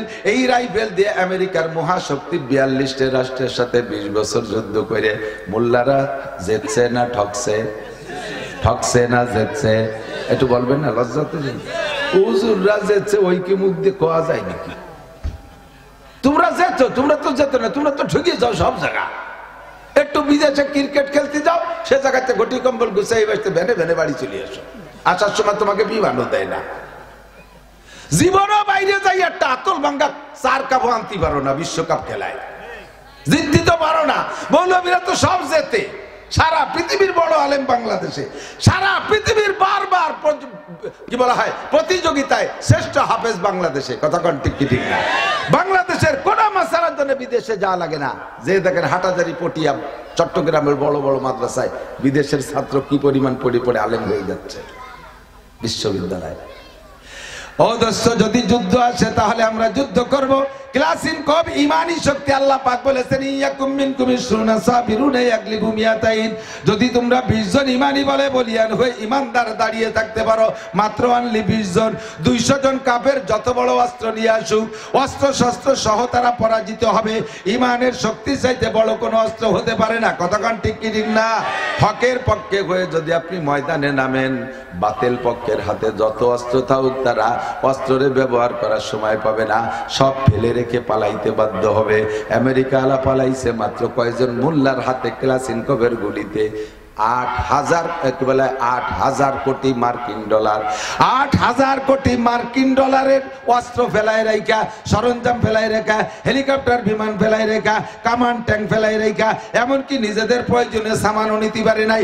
অনেকে ল্যাংটায় ঘুমাচ্ছিল, ওই অবস্থায় দড়ি মারছে, কাপড় পরারও সময় পাই নাই, মৌলভীকে ধাওয়ায়। আপনি যদি ইমানদার ইমানি বলে বলিয়ান হয়ে থাকতে পারেন, বাংলার জমিনে আবারও সুখ শান্তি আল্লাহ দিতে বাধ্য। ঠিক কি ঠিক না? এই শান্তির কেন পাইছে যাকেন শান্তি? এই আমাদের বাড়ির মসজিদ মাদ্রাসার আফগানিস্তানের থেকে এক তবলিগ জামাত আসছে, 8 জনের এক জামাত, 12 জন, 4 জন বাঙালি আর 8 জন আফগানি। আফগানি ফিল্ডে যুদ্ধ করা মুজাহিদ, বাংলাদেশে ওটা কাজ করতেছে বিভিন্ন। আমার মাদ্রাসার মসজিদে 2 দিন সময় দিয়েছে। জিজ্ঞেস করলাম কেমন, কত প্রকারের যে আফগানি ফল আনছে, একটু আমাকে খাওয়াচ্ছে, যা জীবনও চোখে দেখিনি। এগুলো কোত্থেকে? আমাদের আফগানের ফল। এগুলো ছিল না, নষ্ট হয়ে গেছিল, গোলা বারুদে সব নষ্ট হয়ে গেছিল। এখন আল্লাহ তাআলা 2 বছরে কুরআনী আইন বাস্তবায়নের কারণে, ইসলামী শাসন ব্যবস্থার কারণে পরিপূর্ণ শরীয়ত বাস্তবায়ন করছি। জিনার বিচার হবে পাথর মারা, জিনার বিচার হবে চাবুক মারা, চলছে আফগানিস্তানে। চোরের বিচার হবে হাত কাটা, চলছে আফগানিস্তানে। আর কতলের পরিবর্তে কতল বিচার চলছে আফগানিস্তানে। সমস্ত কুরআনী শাসন ব্যবস্থা চলার কারণে আল্লাহ পাক কি রহমত দিয়েছে শুনবেন। সেই গাছ রয়েছে, ডালিমের গাছও পাল্টাই নেই, মাটিও পাল্টাই নেই, গাছ সেইটাই রয়েছে। এখন 1 ডালিমই 1 কেজি। কন্যা সুবহানাল্লাহ। এখন 1 কেজি 1 ডালিম। আগে 1 কেজিতে 5 ডালিম 6 ডালিম লাগতো, এখন সেই গাছে ডালিম ধরে 1 ডালিমে লোকজন বেশি বসে গেছে, হুজুরকে লোক হয়েছে কালেকশন করা। 1 টাকাও দেবেন না, ওয়াজ হবে খালি। ঠিক আছে, 1000 2000 দেবেন, 1 টাকার কি দেয় সবাই? একটা তো নাইও। আমাকে ডক্টর ইউনূস সরকার আইছে, সে সপ্তাহের দাম বাড়াই দিয়ে 5 টাকায় কোনো বাজার নাই, তাই তো শুনতেছি দোকানদাররা কয়। সিগারেটের দাম কত? 2 সিগারেট খাবো হুজুররা, তাও খাওয়ার কায়দা নেই, দাম বাড়ি 8 টাকা হয়ে গেছে। আল্লাহ হেফাজত করে, বলেন আমিন। এর সব খোদার গজব, এগুলো সব কি খোদার গজব। দ্রব্যমূল্য আমাদের ক্রয় ক্ষমতার বাহিরে, এটাও কিন্তু খোদার গজব। আল্লাহ কয় সানাস্তাদরিজুহুম মিন হাইসু লা ইয়ালামুন। এই ধর্ম কোন দিক দিয়ে টের পাবি রে? দেখছেন আমেরিকা আলারে, আমেরিকা আলা ওই জায়গায় বসে গুটি চালায়, মাঝখানে সন্ত্রাস বানাইছিল ইসরায়েলের নেতানিয়াহুরে, ওর বাহিনীরে। আর মূল মুরব্বী কিন্তু ওই জো বাইডেন। আর নেতা ডোনাল্ড ট্রাম্প আসার আগেই পাইচারা দিয়ে দিয়েছে, মধ্যপ্রাচ্যে আগুন জ্বালিয়ে দেব। আল্লাহ কয় হ্যাঁ ঠিক আছে, তুমি মধ্যপ্রাচ্যে জ্বালাও আর আমি তোমার হেনে জ্বালাই। একটা মেজার কাঠি লাগে নাই, বাতাসে আর গাছের গসায়, বাতাসে আর গাছ আর পাথরের গসায় আগুন তৈরি হইয়া কিভাবে মারছে। যারা যুবকরা ফেসবুক দেখে থাকো, তোমরা খেয়াল করছো কিনা জানি না, আফগানিস্তানের ভূখণ্ডের মানচিত্রে দেখো, যে সাইজের ক্যালিফোর্নিয়ার ভূখণ্ডটা সেই সাইজের যতটুকু জায়গা পড়ছে, আফগানিস্তান গাজার ভূখণ্ড যেমন যে ম্যাপে, ক্যালিফোর্নিয়ার ভূখণ্ড সেই ম্যাপে হুবহু ততটুকু জায়গাকে শেষ করে দিছে। তোমরা পড়াইছো 16 মাস আর আল্লাহ পড়াইছে 1 সপ্তাহ, 2 সপ্তাহ। এরপর আজকে রাত্রে খবর দেখলাম সামনের সপ্তাহে নতুন করে আবার আসতেছে, সেটা আরো ভয়াবহ, তা ঠেকানোর মতো কিছু নাই। সানাস্তাদরিজুহুম মিন হাইসু লা ইয়ালামুন। কোন দিক দিয়ে মারবো টেরও পাবি না, খালি উড়ো আসবে। ডাল কয় দিক পাবি, খালি উড়ো আসবে, উড়ে আসবে, কোপ হতে থাকবে। ঠেকা এক জায়গা নিবে আর এক জায়গা চলে, এক জায়গা নিবে আর দাদির মতো। দেখছেন না, কুকসিতি দায় দিচ্ছে, মালুম যে বগলের মধ্যে খালি খাই যাচ্ছে। এ জায়গা চাটনি চাটনি দেয় যে কানসিরের এই জায়গা খানিক চাক ধরছে, ঠিক না? এক জায়গা চাটনি না চাটনি, আর এক জায়গা একে টাইমে 9টা ফ্রন্টে আগুন জ্বলতেছে, নিবেবি কয় জায়গা? আল্লাহ পাক বলেন সানাস্তাদরিজুহুম মিন হাইসু লা ইয়ালামুন। যুবক, পাগলামি করো না। ইন্না বাতশা রাব্বিকা লাশাদীদ। তুমি তো তাদেরটা দেখে হাসতেছো, তুমি নিজের দিকে তাকাও তো। ইস্তাফতি কলবাক। আমি মাওলানা নাসির আমার দিকে তাকাই, আমি তো বড় হুজুর, একেবারে প্রধান বক্তা সাজাইয়া নারায় তাকবীর দিয়ে আইডি নাড়ের মতো আমার এনে উপরে উঠেছে। আমি আমার খবর জানি, আমারই নিয়ে আমি ভয় পাই। আমি যে অন্যায়গুলো করি, আল্লাহ তাআলা যদি ওপেন করে দেয়, সমাজে ইজ্জত তো দূরের কথা, আল্লাহ আমাকে গজব দিয়ে ধ্বংস করে দিতে পারে। মেহেরবান আল্লাহ। সত্তার, আল্লাহর এক নাম সত্তার। সত্তার মানে গোপনকারী। আমার আপনার দোষকে গোপন করে রাখছে বিদায় সমাজে মুখ দেখায় ঘুরি। কথা কর না কেন? সাবালেক থেকে নিয়ে পর্যন্ত যাদের বয়স নাবালেগারা বাদ, সাবালেক থেকে নিয়ে উপর পর্যন্ত যারা যে বয়স পাইছেন, প্রত্যেকের জিন্দেগিতে এমন অপরাধ করা আছে, আমি চ্যালেঞ্জ, এমন অপরাধ করা আছে যে একটা অপরাধ প্রকাশ পাইলে সমাজে আপনাকে জুতো মারতীয় মানুষে ঘৃণা করতো। এমন এমন অপরাধ করা আছে। মেহেরবান আল্লাহ সত্তার নামের ওসিলায় গোপন রাখছে। এই গোপনের ভিতর দিয়ে ক্ষমা চাইয়া আমাকে স্বাভাবিক হয়ে আসতে হবে। গোপনীয়তার ভিতর দিয়ে আমাকে ক্ষমা চেয়ে জায়গায় চলে আসতে হবে। আল্লাহর রহমত নিতে হবে। আফগানিস্তানে যে আল্লাহ রহমত দান করেছেন, আগের পুরন ইতিহাস বলতাম, সাহাবায়ে কিরামদের এই করছে, অমুক নবীর জামানায় এই করছে, সমগ্র নবীর জামানায় এই করছে, এগুলো পুরন কিসসা বলতাম। এখন কিসসার পুরন নাই, সব নতুন হয়ে গেছে। আল্লাহ পাক আবার নতুন করে শুরু করে দিয়েছে। তাকায় দেখো আফগানিস্তানে, যাও গাজায় যাও, আজকে সারা পৃথিবী সেই ন্যাটো বাহিনী কিন্তু গোপনে গোপনে আমেরিকার সমর্থন করতেছে। গাজা আলাদের কি আছে? মাত্র 42 মাইল লম্বা, 42 কিলোমিটার লম্বা, 12 কিলোমিটার জায়গা। তা তো আমাকে এই আলফাডাঙ্গা, আপনাকে আলফাডাঙ্গা নাকি বলমারি থানার চাইতে ছোট হবে মনে হয়। বলমারি থানা কিন্তু 42 কিলোমিটারের চাইতে বেশি লম্বা। আমার গোপালগঞ্জ 42 কিলোমিটার সে বেশি লম্বা, কাশিয়ারি 42 কিলোমিটার সে বেশি লম্বা। একটা থানার চাইতে ছোট একটা জায়গারে এত বড় মহাশক্তি দিয়ে আজকে 16টা মাস মারতেছে। এরপরে এখনো পর্যন্ত কিছুই করতে পারে নাই সাধারণ পাবলিককে মারা ছাড়া। এই মুজাহিদরা কোন জায়গাতে যে মারে, এরা কোন জায়গাতে যে মারে, লাস্টে তাদের সাথে পরাজয় বরণ করে শান্তি চুক্তি করতে বাধ্য হয়েছে। শুনছেন না খবর? শুনছেন না? এর শান্তি চুক্তি মানে কি? ইসরায়েল হেরে গেছে। একটু নারায়ে তাকবীর, নারায়ে তাকবীর। বিশ্বের মুসলিম সবাই বলতেছেন না, কষ্ট পাইলাম। জবান খুলে সবাই বলেন নাই, আওয়াজ তো টের পাই। মুসলমানদের বিজয় আপনি খুশি না? বিশ্ব নবীর অপমানে যদি না কাঁদে তোর মন, মুসলিম নয় মুনাফিক, তুই রমিজের দুশমন। মুসলমানের বিশ্বের যে কোনো জায়গায় একবার মুসলমান যদি বিজয় লাভ করে, ওটা আমার বিজয়। একটা মুসলমান যদি পরাজয় হয়, তাহলে আমার পরাজয়। ঠিক কি ঠিক না? তাকবীর হবে, আনন্দের তাকবীর। নারায়ে তাকবীর। আল কোরআনের আলো, দুহাত উঁচু করে, দুহাত উঁচু করে, আর বক্সিনের সাথে, আল কোরআনের আলো। বিশ্বের মুসলিম এক হও, জিহাদ করো, এক হও, জিহাদ করো। বিশ্বের মুসলিম নারায়ে তাকবীর। আলেম উলামা যেখানে, আলেম উলামা যে তাবলীগে, আলেম নাই যে তাবলীগে, আলেম উলামা যে ইজতেমায়, আলেম নাই যে ইজতেমায়। নারায়ে তাকবীর। জাযাকুমুল্লাহ। আল্লাহ সব কজনের বদরি সৈনিকদের সাথে বিনা হিসেবে জান্নাতি করে দিও। বিশ্বের কোন ফ্রন্টে যদি মুসলমান কাফের যুদ্ধ হয়, আল্লাহ আমার একটু শরীক হওয়ার তৌফিক দিও। এই সামনে দিয়ে কয়জন কইছে, পিছন কয়জন পাবে, নামা গেল কত কাজ বাহির হয়েছে। এখনো বিয়ে হলাম না, এরপরে কত জায়গা যোগাযোগ করছি, সে জায়গা একটু সাক্ষাৎ হলো না। আমার বাড়ি সৌদি আরবের এক মুরব্বী আসছিলেন, নাম তার আলী মারজুক রেফাই। যুবক খেয়াল করো, আজীব হবা শুনলে। আমি, আমার বাড়ি উনি 2 বার আসছে, আমি ওনার বাড়ি কয়েকবার গেছি। সৌদি আরবের জেদ্দায় বাড়ি, বুজুর্গ মানুষ, মুরব্বী প্রবীণ। আলী মারজুক রেফাই সাহেবের একটা ছেলে এমন খারাপ, রাতের বেলা এই ছবি, যত নেকেট ছবি আছে না, নেকেট বলতে তা তোমরা বোঝো, এই নেকেট ছবি পোস্টারে তৈরি করে মসজিদের দরজায় লাগাইতে আসতো। কোন ফাঁকে সৌদি আরবের মসজিদ আর আমাদের দেশের মসজিদের মতো হয় কথা নয়, কথা বন্ধ হয়ে যেত না। সুযোগ মতো ইমাম সাহেবের সামনে এক ঘন্টা নাইতে আসতো। আর যা যা করা সব করছে, কিচ্ছু বাদ দেয়নি কোনোভাবে। হেরেম শরীফের ওদের বাড়ি হলে মক্কার পাশে ছিল। রাব্বা রেফাই সাহেব বলেন যে আজ থেকে 40 বছর আগে আমরা এই বিকেলবেলা হেরেমের মাথা পেয়ে জায়গা বল খেলতাম। সে সময় এত হাজির ভিড় ছিল না, মাঠ খালি ছিল, বল খেলতাম। তো কাবার ইমাম সাহেব দিয়ে তারা ওয়াজ করাইছে, কোনোটা খায় না। লাস্টে যাইয়া হঠাৎ করে কি দেখি হয়ে ছেলেটা পাকিস্তানে পড়তে আসছে, পাকিস্তান বিশ্ববিদ্যালয়ে। এখানে পড়তে আইসা এই জায়গার থেকে লাইন করিয়া তবলিগওয়ালাদের সাথে যোগাযোগ হয়ে গেছে। তবলিগওয়ালারা কায়দা করে সময় তবলিগি সময় লাগায় টাকাইয়া এরপরে ওর ভিতরে জজবা আসছে আফগানিস্তানে যুদ্ধ করতে যাবে।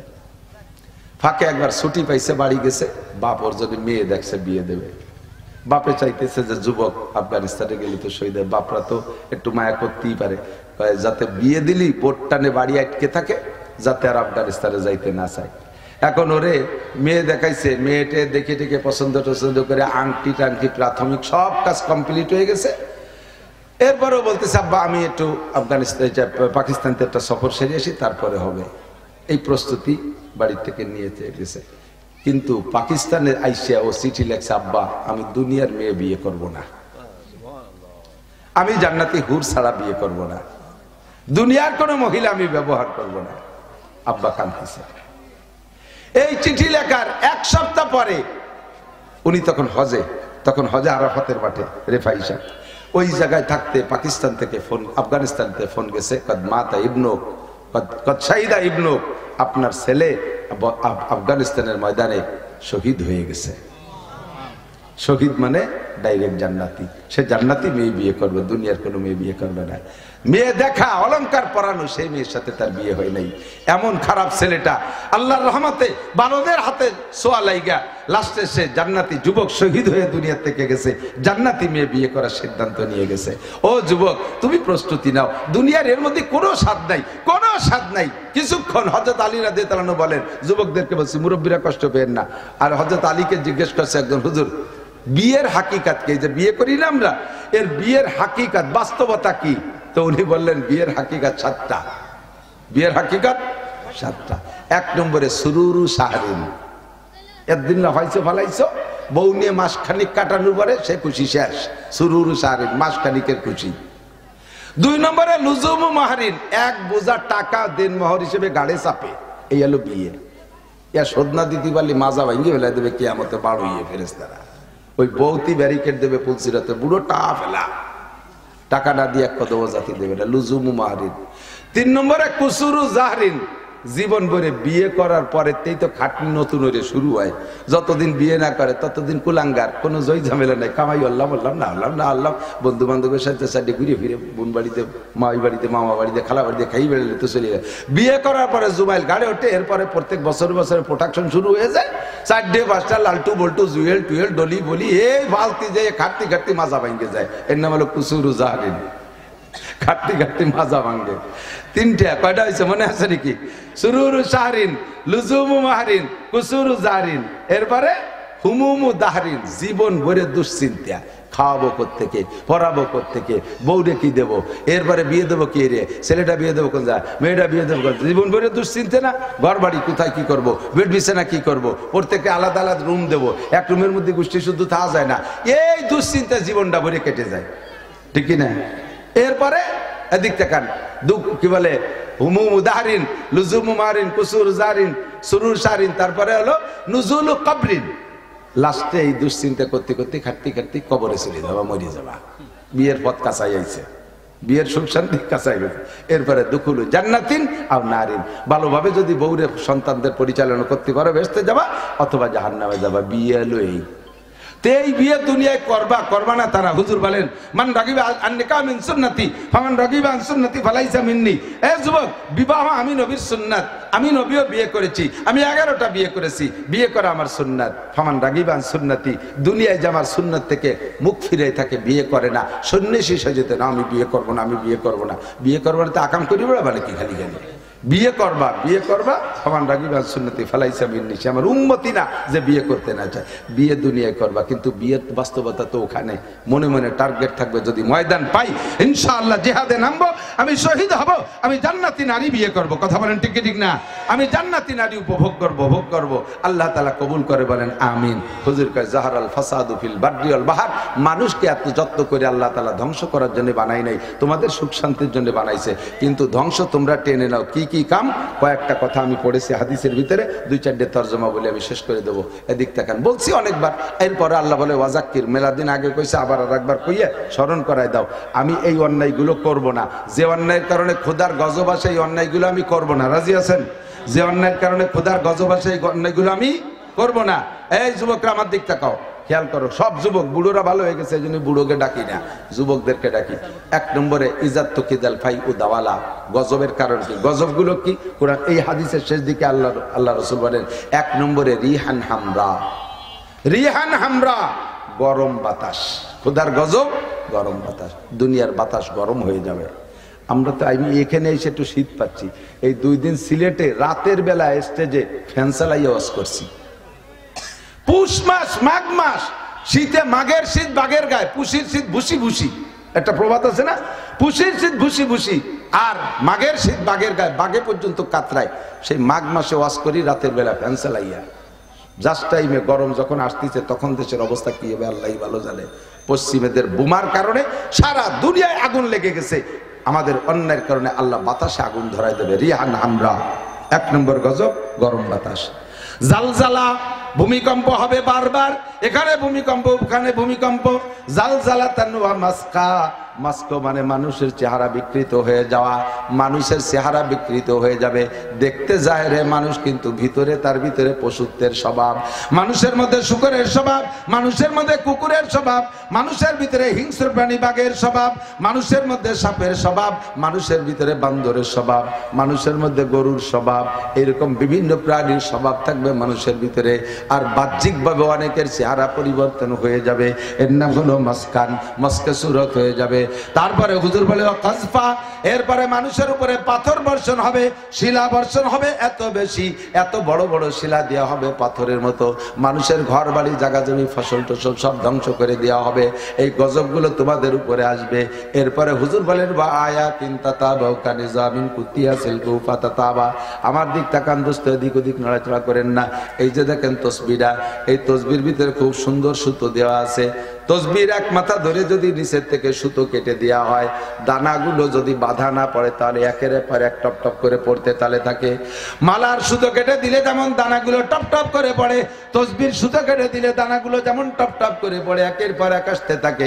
হুজুর বলেন কানে জামিন কুতিয়াসিল কুফাতাতাবা, একটা মালার সুতো কেটে দিলে দানা যেমন পড়ে, তোমাদের উপরে খোদার গজব একের পর এক আসতে তালে থাকবে। একটা শেষ হইতে না হইতে আর একটা আসবে, একটা শেষ না হইতে না হইতে আর একটা আসবে। একটা আন্তর্জাতিক গজব চলতেছে, এটাকে আমরা প্রকৃতির মনে করে, প্রাকৃতিক নিয়ম মনে করে নিছি। দেখেন এই করোনা হয়েছিল কয়দিন, করোনা সারা দুনিয়ায় যে কয়জন মানুষ করোনায় মরছে, বর্তমানে ডায়াবেটিসে কিন্তু তার চেয়ে বেশি মরতেছে। প্রত্যেক 11 জনের মধ্যে একজন মানুষ ডায়াবেটিস আক্রান্ত, প্রত্যেক 11 জন মানুষের মধ্যে একজন মানুষ ডায়াবেটিস আক্রান্ত। সারা পৃথিবীতে 800 কোটি মানুষের ভিতরে ওই পরিমাণ মানুষের কিন্তু করোনা হয় নাই। একদমকে করোনা হয়ে শেষ করে দিয়ে গেছে, স্থায়ী রোগ একটা ডায়াবেটিস রয়ে গেছে। হাজার হাজার মানুষ স্ট্রোকে মারা যাচ্ছে। আজ থেকে 30-40 বছর আগে মুরব্বীরা বলেন এই পরিমাণ স্ট্রোকের রোগী দেখছেন নাকি? এই পরিমাণ স্ট্রোকের রোগী দেখেন নাই। নামও পাল্টে গেছে, রোগও বাইরে গেছে। সে সময় স্ট্রোকে বলা হতো হার্ট ফেল করা, 2-1টা হার্ট ফেল করে মারা যাইতো, রিয়ার খুবই কম দেখা যেত। আর এখন কি পরিমাণ মারতেছে। আর বিভিন্ন প্রকার গজব শুরু হয়ে গেছে আল্লাহর পক্ষ থেকে। কানিজামিন কুতিয়াসিল কুফাতাবা, অন্যায়গুলো কি, কোন অন্যায়ের কারণে গজবগুলো আসতেছে? 1 নম্বরে ইজাত তুকিজাল ফাই উ দাওয়ালা, ফাই মানে যুদ্ধে বিজয়ী সম্পদ। যুদ্ধ বিজয় করে, যুদ্ধ করে বিজয় হওয়ার পরে যেই সম্পদগুলো মুসলমানদের থেকে বা প্রতিপক্ষের কাছ থেকে অর্জন করা হয়, একে আরবিতে বলে ফাই, তার মানে যুদ্ধে বিজয়ী গনিমতের সম্পদ। যুদ্ধে বিজয়ী সম্পদকে যখন নিজের মনে করে কামলা কামলি করবে, যেটা আমাদের দেশে চলতেছে মূল গ্যাঞ্জাম, কতক্ষণ না কেন মূল গ্যাঞ্জাম। আমরা এক দল বলি আমরা দেশ স্বাধীন করেছি, আবার সামনের পর আর এক দল কয় না তোমরা স্বাধীন করো না, আমরা ঘোষণা দিয়েছি। এই স্বাধীন আর ঘোষণা নিয়ে দ্বন্দ্ব কলহ আমলিগ বিএনপির ভিতরে ভিতরে দেশের 12টা বাজিয়ে যাচ্ছে। গ্রাম্য বাংলায় কয় পাটাপুতর ঘষাঘষি মরিচ পেঁয়াজের জান শেষ, ঠিক না? পাটাপুতর গ্যাঞ্জাম মরিচ পেঁয়াজের জান শেষ। আমলিগ বিএনপির দ্বন্দ্ব, জয় বিজয় লাভ করা, কি বলে স্বাধীন করা আর ঘোষণা দিয়া, এই দুই কথার গ্যাঞ্জাম করে সারাটা দেশকে জ্বালায় দিচ্ছে। এখন ভিতরে ঢুকে পড়ছে আমেরিকানরা, ভিতরে বিভিন্ন ষড়যন্ত্রের জাল বিস্তার করতেছে। আমাদের সম্পদ নিয়ে যাবে কোনভাবে বাবা টের পাবেন না, কোনভাবে কেড়ে কুড়ে নিয়ে যাবে টের পাবেন না। এগুলো সব আমাদের দেশের ধ্বংস টেনে আনতেছে। আর এর কারণে আল্লাহ গজবগুলো দিচ্ছে। 1 নম্বরে ইজাত তুকিজাল ফাই উদাওয়ালা, 2 নম্বরে ওয়াল আমানাত মাগনামা, যার কাছে যে আমানত দেয়া আছে আমানত রে গনিমত মনে করে খেয়ে ফেলতেছে। কন্ট্রাক্টরের হাতে রাস্তার আমানত, সামান্য লামসামে একটু মাটি তেল দিয়ে একটু ইটের খোয়া মোয়া দিয়ে কোনো মতে ডলিয়ে বালি দেটাই ধুয়ে জাতি পারলি বাসে, অথচ সেই রাস্তা ব্যবহারযোগ্য থাকে না। মাল খেয়ে ফেলাচ্ছে সরকারি মাল। মেম্বারের হাতে কত মাল আসে, মেম্বার আমানত নষ্ট করে। চেয়ারম্যানের হাতে জনগণের আমানত খেয়ে নষ্ট করতেছে। এমপি সব মেরে দিচ্ছে, উপজেলা চেয়ারম্যান মারে। যার হাতে যে আমানত যায় সেই আমানতরে খেয়ানত করে কি করে না কথা বলেন? নবী বলছেন করবে। আর এখন আর বলা লাগে না করবে, এখন বলা লাগে না হবে, সবই রানিং হয়ে গেছে। আর 2 নম্বর ওয়ালা আমানাত মাগনামা, আমানতকে গনিমতের মাল মনে করে খাওয়া শুরু করবে। 3 নম্বরে যাকাত মাগরামা, উম্মতের হাজার হাজার কোটি কোটি টাকা হবে কিন্তু হিসাব করে যাকাত দেবে না। যাকাত না দেওয়ার কারণে ক্ষুধার গজব। ফসলের যাকাত দেয় না, নগদ টাকার যাকাত দেয় না, স্বর্ণের যাকাত দেয় না, রূপোর যাকাত দেয় না। এই যাকাত না দেওয়ার কারণে ওই গজব। অযাকাতু মাগরামা। 4 নম্বরে অতুল্লিমা লিগাইরিদ্দিন, যখন দেখবা মুসলমানরা দিনিস এলেম শিক্ষা করতে যাবে না, ছেলে মেয়েদেরকে স্কুল কলেজ ইউনিভার্সিটিতে পড়াবে, ইংলিশ মিডিয়ামে পড়াবে, জেনারেল পড়ার জন্য লক্ষ লক্ষ কোটি কোটি টাকা খরচ করবে, দেশ বিদেশ পাঠাবে, অথচ সন্তানদেরকে কোরআন পড়াবে না। যদিও দিনী এলেম পড়ায়, তার পিছনে আবার লোভ থাকে। সার্টিফিকেট আছে কোন মাদ্রাসায়, সেই মাদ্রাসায় পড়াবো, সার্টিফিকেট আলা মাদ্রাসায় পড়াবো। কওমি মাদ্রাসায় সার্টিফিকেট নেই, সরকার চাকরি দেয় না, ও জায়গা পড়াবো না। সার্টিফিকেট আলা মাদ্রাসায় মূল্যায়ন করে হুজুর কয় অতুল্লিমা লিগাইরিদ্দিন, দিন শিখবে দুনিয়া কামাই করার উদ্দেশ্যে। এটাও খোদার গজবের একটা কারণ। 5 নম্বরে অতুল্লিমা লিগাইরিদ্দিন, 5 নম্বরে ওয়া আতার রাজুলুম রাতাহু, 6 নম্বরে ওয়া আক্কা উম্মা। 5 নম্বরে হলো পুরুষরা স্ত্রীদের আনুগত্য করবে, বউতে যা কবে তাই শুনবে, মায়ের কথা মানবে না, মায়ের খেদমত করবে না। বউর জন্য হাজার হাজার টাকার অলংকার, লাখ লাখ টাকার অলংকার শাড়ি চুড়ি কিনবে, মায়ের জন্য একটা সাদা পাইট শার্ট, একটা কালো চিকুন চুল পাড়ি একটা কাপড়ও দিতে চাইবে না। বউরে নিয়ে বিদেশে চিকিৎসা করাবে, মারে একটা ট্যাবলেট কিনে দেবে না। বউরে আলিশান খাটে শোয়াবে, মার জন্য একটা ভালো বিছানার ব্যবস্থা করবে না। এক কথায় বউর আনুগত্য হবে, মায়ের কথা মানবে না, মাকে খেদমত করবে না। 6 নম্বর 7 নম্বর ওয়া আদনা সাদিকাহু ওয়া আকসাবা, 7 আর 8 হলো বন্ধু বান্ধবদের পিছনে হাজার হাজার লাখ লাখ টাকা খরচ করবে কিন্তু বাপের হাতে পয়সা দেবে না। এ কথাগুলো হুজুর বলছেন 1500 বছর আগে। এখন আর বলা লাগে না যে এইরকম ঘটনা ঘটবে, সবই রানিং হয়ে গেছে। কথাক্ষণ ঠিক না?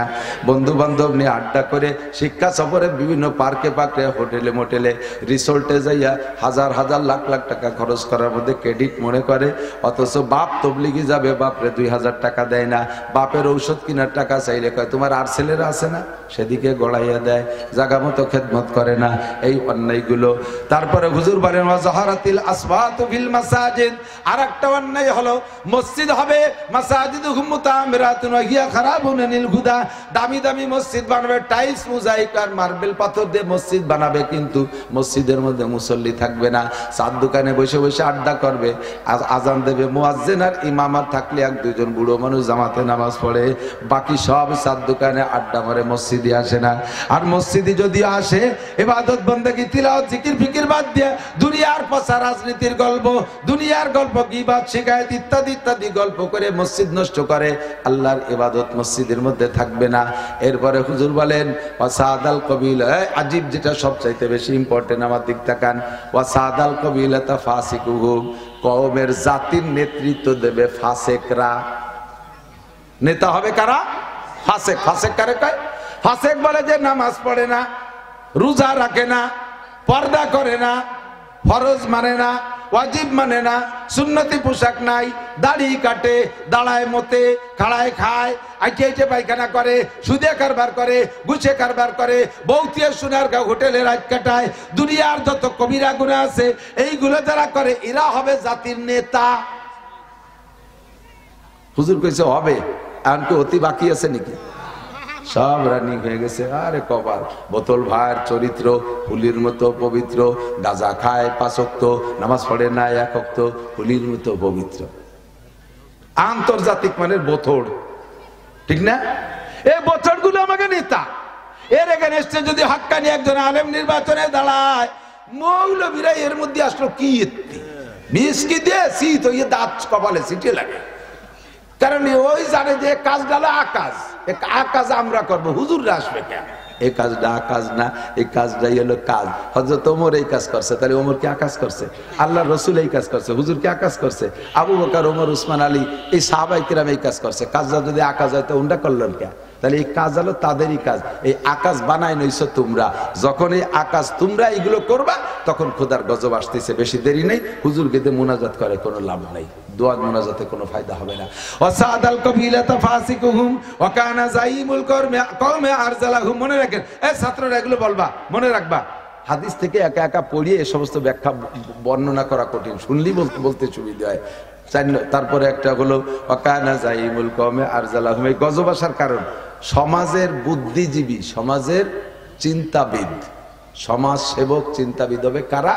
সবচাইতে নিকৃষ্ট মানুষ। আজ থেকে 10 বছর আগে যারে মাঠে মানসিক কামলা কিসের নেই, অন্য কিসেনটা কয় যে ওরে নিলি আমরা কাজ করবো না, ওর কান পচা, ওর গালে গন্ধ, বাতাসের বাটিতে কাজ করা যায় না, ওর খাইজনি চুলকনি, ওর বাতাসের বাটিতে গিলা বসলে আমাকেও খাইজনি হবে না, ওরে নিলি কাজ করবো না।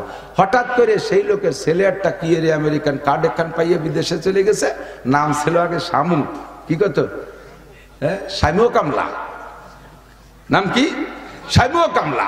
এই শামীয় কামলা ছেলে হঠাৎ করে আমেরিকা যেয়ে বস্তা ভরে টাকা পাঠায়, এখন নাম হচ্ছে শামসুল হক সাহেব। কোন মিটিং এই শামীয় কামলা ছাড়া হবে না এখন, যে কিচ্ছু বলতে না, কথা কথি গেলে গাল আর গালের গন্ধের জ্বালা টিয়া যায় না। সেই শামীয় কামলা হয়েছে সমাজের বুদ্ধিজীবী। এগুলো হবে না, হয়েছে কথা কর না, আছে না নাই? বকলমে বুথা টিপসই ছাড়া পারে না, তিনি বড় চেয়ারে বসতে হবে, কারণ উনি লাখ লাখ টাকার মালিক, ছেলে বিদেশে থাকে আমেরিকা। শামীয় কামলা এখন শামসুল হক সাহেব। আমি কই না, হুজুর কয়ে দিয়ে গেছে, তাতে আমি বাংলা হতেছি খালি। ওয়াকানা যাইমুল কওমে আরজালাহুম। আরেকটা যা কইছে একেবারে খাপে খাপ মিশে গেছে। ওয়া উকরিমার রাজুলু মাকাফাতা শাররিহি। মানুষকে সম্মান করা, এমন এমন ব্যক্তি হবে সমাজে যারা সম্মান করার মতো কোনো যোগ্যতা তার মধ্যে নাই, অথচ তারে সম্মান করা লাগবে তার ক্ষতির ভয়তে। যদি সম্মান না করি, কোন পেশাবার কোন মামলায় ডুয়ে দেয়, কোন দল দিয়ে আবার মাইরে ধরে পাটপাট করে ফেলে দেয়, কোন দিক দিয়ে জায়গা জমি দখল করে নেয়। এই জন্য মাতুবার কোয়া লাগে, সার বস কোয়া লাগে। কথা কোন ঠিক কি ঠিক না? আছে না নাই? এগুলো হবে না, হয়ে গেছে না? তালি গরম বাতাসের অপেক্ষা করেন, তাড়াতাড়ি এসি মেসি লাগাই যাবেন। মানুষকে সম্মান করা হবে ক্ষতির ভয়ে, মূলত সম্মান পার মতো কোন যোগ্যতা তার মধ্যে নাই। এরপরে হুজুর বলেন জহরাতিল মাযিফ ওয়াল কায়নাত। আরেকটা কাজ বেড়ে যাবে, সেটা হলো প্রচুর গান বাজনা বাদ্যযন্ত্র। মুসলমানদের মুসলিম প্রোগ্রাম অনুষ্ঠান, তার মধ্যেও ড্যাক্স ডিজে বাজাইয়া ধুম ধাড়াক্কা মসজিদের ইমাম মুসল্লিদের নামাজ পর্যন্ত ডিস্টার্ব করে, ঠিক না? হ্যাঁ, ইমাম সাহেব এসে আমার কাছে জিজ্ঞেস করতেছে, ছোট অল্প বয়সী ইমাম, মসলা মশলা তেমন জানে না, হুজুর এই নামাজের মধ্যে 2 ফুট পেশাব বাড়িয়ে গেলে কি নামাজ ছুটে যায় নাকি? কি করছে তুই, ইমামতি পেশাব বাড়িয়ে গেলে নামাজ চাই নাকি? অজু ভাঙ্গার কারণ কটা? 7টা। তা তার মধ্যে আসে না পেশাব পায়খানা রাস্তায় দিয়ে কিছু বেরোলি? তা তো আছে। তো কি হয়েছে কি? কয় হুজুর আমার সে মুসল্লি বুড়ো একজন, এই পাশের বাড়ির যুবকরা মুসলমানি অনুষ্ঠানে এমন বেগে ঢোল বাজাচ্ছে, বুড়ো 3-4 জনের এই ঘটনা ঘটিয়ে গেছে। দরকার না, ওকে নামাজ শেষ কথা, তো আমারও নামাজ হয়নি, ও বলে মুতে দিছে নামাজের মধ্যে ঢোলের বাড়ির ঠেলায়। আসো, সারা রাত ঢোল ডগর বাজাবাজি, আছে না নাই? পোলাবার একটু পিকনিক করতে যাবে, আরে ঢোলের বাড়ি। আর আমাদের এই যে মৌলবীরা ইসলামী সঙ্গীত বানাইছে, হ্যাঁ ইসলামী সঙ্গীত, এর ভিতরে যে বেগে বাজায় এর ভিতরে ওর সাথে মিউজিক দিয়ে দেয়, এটা হারাম, সম্পূর্ণ হারাম, সম্পূর্ণ হারাম। যেভাবে মিউজিক দেওয়ার ভিতরে যেভাবে ঢোলের বাড়ির মতো আওয়াজ হয়, শব্দই ওর গজলই বোঝা যায় না। আগের গজল কত মায়াবী গজল ছিল, হ্যাঁ। মাও কান্দে বাপো কান্দে, কান্দে ভাই, ভেবে দেখো সঙ্গের সাথী কেহ নাই। ছেলে কান্দে মেয়ে কান্দে, আব্বা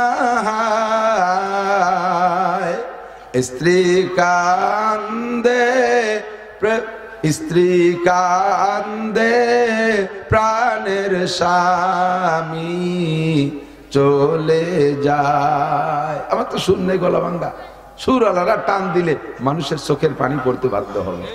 আরে এখন গান গায় ইসলামী সঙ্গীত, ইসলামী নাকি দূরিতে তো শব্দ বোঝা যায় না, মনে হয় যেন হিন্দুরা দুয়া গাচ্ছে আর ওই রবি ঠাকুরের গান গাচ্ছে, মমতাজের গান চলতেছে, এইরকমই বোঝায়। সাথে তো ঢোলের বাড়ি আছে।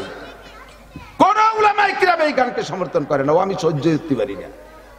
শেষ করে ফেলেছে, ওয়াজের নূর নষ্ট করে ফেলাইছে।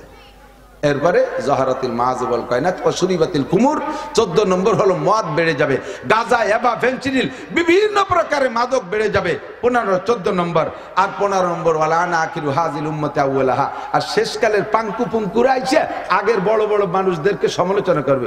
ই কি ছিল, ও কি ছিল, ও কি হেরে গেছে, ও কি জিয়া কি হেরে গেছে, এর সাথে কি হেরে গেছে, মজিবার কি হেরে গেছে, উনি সব করার জন্য বইছে। কতক্ষণ পুরানে মুরব্বীদেরকে সমালোচনা। আগের হুজুরা লেখাপড়া জানতো না, কলেজে 2 অক্ষর পড়ে কখন ছটি বই বগরে 8 টাকা তারাবির পাইতারা দিয়ে বেড়াচ্ছে। আব্দুল মালিক সাহেব কি জানে, হাটাজারি হুজুর কি জানে, নাচির হুজুর কি জানে, তুই সব জানিস, একটু সামনে বয়, তোরা হাদিস খুলিয়ে দেবো। আজকে হুজুর বুখারী শরীফ পড়াইছে, ওর একটা লাইন যদি তুই পড়তে পারিস আমি 1 মাসের ইনকাম তোরে দিয়ে দেবো। একটা লাইন যদি তুই রিডিং পড়তে পারিস। আহলে হাদিস কলাতিয়েছে 6 পাতার বুখারী বগল করে নিয়ে তারাবি বেশি বেড়াচ্ছে। ভাবি এই যে তারাবি 8 টাকা নেন, কি দিস কহেন বুখারী শরীফ। বুখারী দিন নাসির হুজুর কলে একখানের গায়ে 7 কেজি ওজন, তোর বগলে এত বুখারী, ও বুখারী বাড়িও না বগলে তে ফসমটা নিচে আল্লাহ জানে, ফস করে টেনে বুখারী দেয়। দাতাল কোন জায়গায় ইসলামে শেষ করে দিয়েছে। পাঙ্কু পুঙ্কুরা তবলিগ করে বড় বড় উলামায়ে কিরামের সাথে সমালোচনা করতেছে, বেয়াদবি করতেছে, টঙ্গীর ময়দানে যে যুদ্ধ করতেছে, টঙ্গীর ময়দানে রাতের অন্ধকারে বুড়ো বুড়ো মুরব্বীদেরকে তাদের উপর আক্রমণ করে মারপিট করতেছে পাঙ্কু তবলিগওয়ালারা, যুবক। তার আগে ছিল সন্ত্রাস, ডাকাত, গাঁজাখোর, পাগড়ি একটা বান্ধি এখন অন্য কায়দায় সন্ত্রাসী করতেছে। কতক্ষণ এগুলি সব কিয়ামতের আলামত। এই সমস্ত অন্যায় থেকে আল্লাহ আমাদের ফিরে আসার তৌফিক দান করুক, বলেন আমিন। এই মাদ্রাসার বিপক্ষে কারা, একটু মহব্বতের সাথে হাত দেখান তো। বিপক্ষে কারা? 4 জন বিপক্ষে, 4 জন। হ্যাঁ, লাস্টের মুরব্বী বিপক্ষে ছিল, উনিও বিপক্ষে চলে গেছে। 1 কোটি 1 লাখ টাকা খরচ, এক একজন 100 জন লোক 1 লাখ করে টাকা দেবেন। এই 1 কোটি টাকা আমরা দিয়ে যাই। 100 লাখে 1 কোটি নেই, 100 জন লোক লাগবে, 1 লাখ করে টাকা দেওয়ার মতো আছেন নাকি কেউ?